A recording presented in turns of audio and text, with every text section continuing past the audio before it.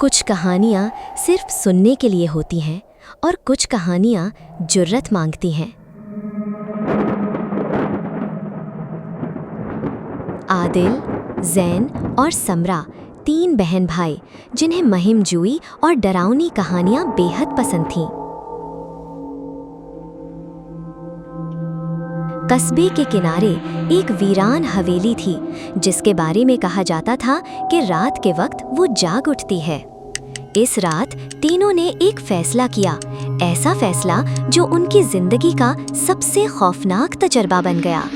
जब वो हवेली के अंदर दाखिल हुए तो हर तरफ गर्दो गुबार, मकड़ियों के जाले और छत से टपकती एक अजीब सी रोशनी थी।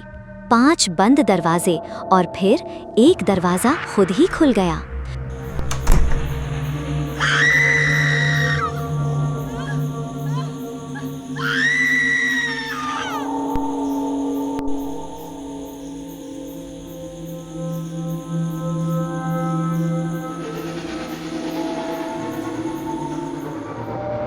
अचानक एक परिंदा उड़ा और छत से सैकड़ों चमगादड़ें लटकने लगी।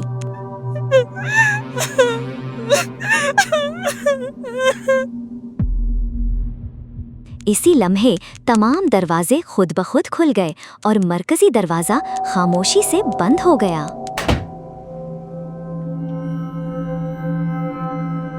धुआं फैलने लगा, रास्ते गायब हो गए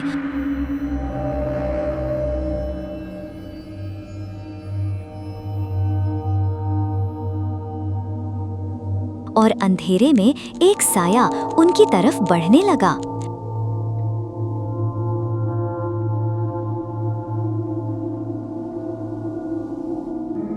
डर के मारे तीनों ने एक दूसरे का हाथ पकड़ा और पूरी ताकत से दरवाजे की तरफ दौड़े।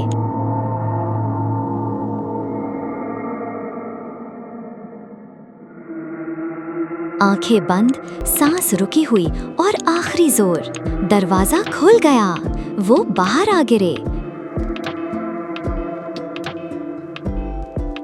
जिंदा लेकिन एक सबक के साथ। हर कहानी आजमाने के लिए नहीं होती।